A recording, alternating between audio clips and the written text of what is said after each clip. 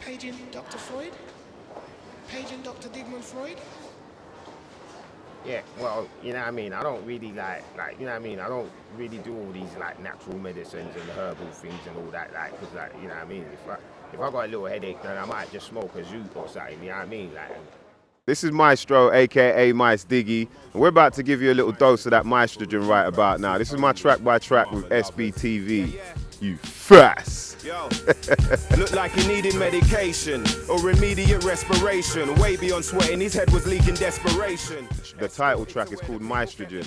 Obviously from the intro you can hear there's a guy in the hospital about to get something, and that's what he's going to get, is that Mystrogen. The idea with that is I wanted to, you know, kind of come across with a sort of infomercial, giving you information on what the drug is exactly.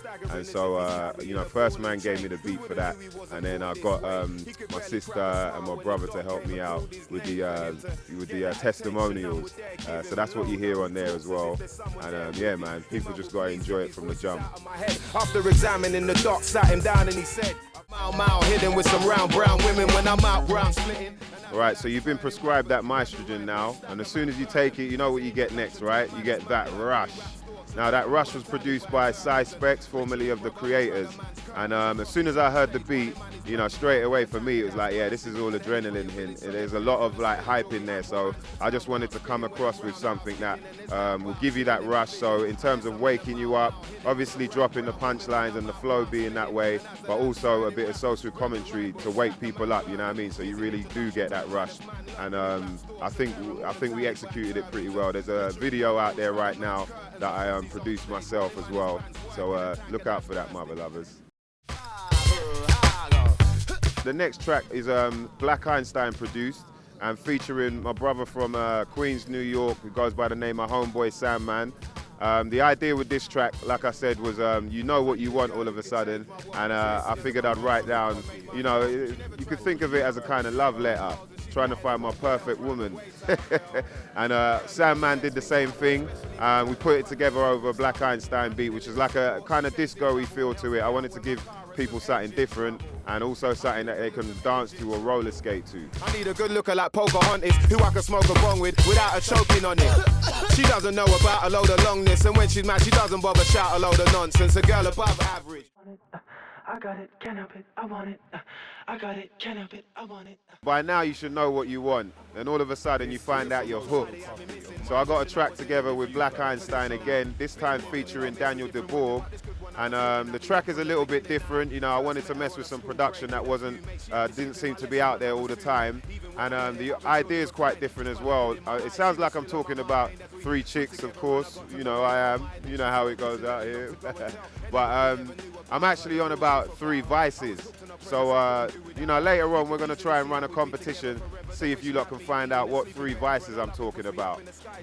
But yeah, that's hooked right there.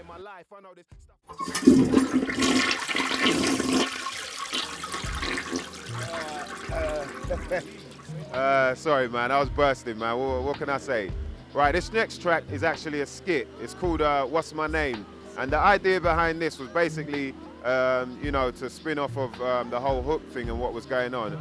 But I'm going to change my name to Mice Diggy. Like, a lot of people know me as Mice Diggy already, but it's going to be officially my name. So the idea was trying to let people know that you don't need to call me Mystro after this album anymore. What's my name?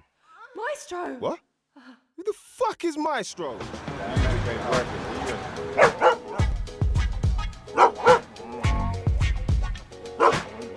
Well, basically, like, I'm gonna try to feature you on the track, yeah?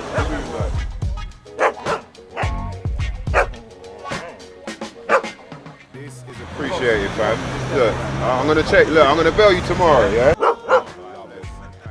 The next track is called You Ain't Right, produced by Show and Prove and featuring Thomas Jules on the hook.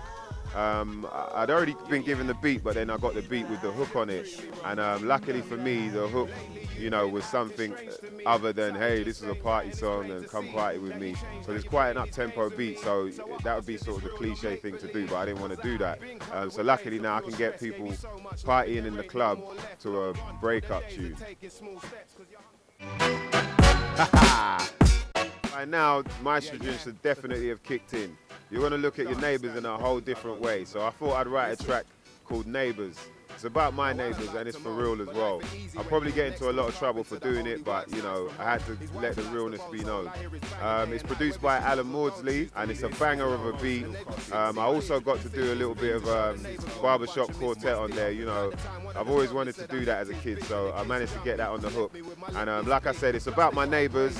It's about how smart they are, how dumb they are, how much money they make, and how much I want to move away from them all. Just finding that little mongrel dude near my doorstep. How many of you lot have got? It's full time these little kids become aware of this. My boy Lanny's influence on other areas. About the stories untold, songs unsung.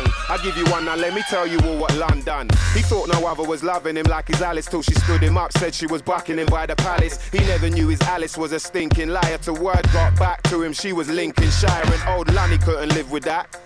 So we plan to get rid of Shire in time, hoping that he wins her back. Staring up as if he's waiting for the Sunderland. He had to ring the bell fast, claimed he couldn't understand. Called his Manchester to tell him what he's got planned, and he should be ready to move as soon as Scott lands. And Scott was due out soon, too bad they called the cops who set him up to have the same gun that got all the shot. He fought the plot though, he weren't even bothered, cause he had the same lawyer that Lunny had let Peterborough. And Peter was a true rascal that's out now, puffing Golders Green while building a new castle.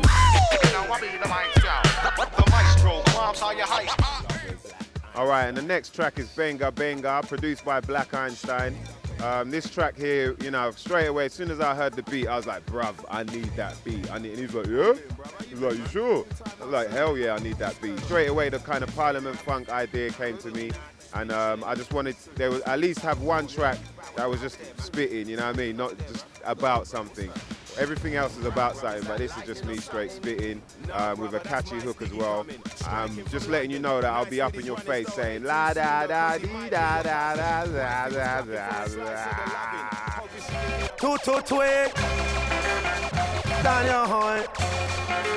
Right, so now we hit a track called Worry Them, which is one of my favorite tracks. It's produced by Specs and features the legendary Junior Reid. It's one of my favorite because I got to work with someone that I grew up listening to, and you know what I mean, like for them to say like, yo, you know, say I would do this to you. Like, I was just, you know, proper chuffed. So for me, it was a really big look, and the idea behind the track, basically we wrote to the beat there and then, and he wasn't really sure what kind of style of music it was or whatnot. I said it's just a jump up thing, innit? It's just got a bit of hype in there, and he wanted to go with the Worry Them hook, and so I just wrote around that. And kind of just let the pen do, you know, what it does whenever I'm holding it, mother lovers. No one touch us and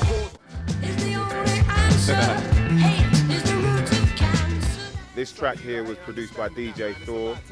It's actually the last track I wrote for the album, and it's quite a serious one. It kind of dealt with how I was feeling at the time as well.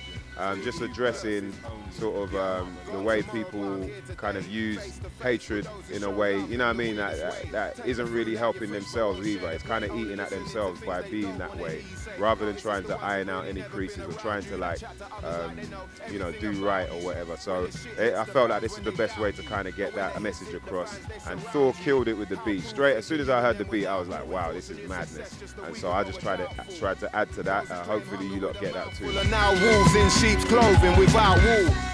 About a half mile from Shire's gates. The next track is Mystentatious Part 2, produced by Mr. Thing again. The idea of Mystentatious came from me hearing a guy called Ostentatious in Australia whilst I was on tour there, and he was kind of breaking down Australia, you know, bits of Australia like landmarks and places that people might know of, but using them in a different way and making people laugh with them.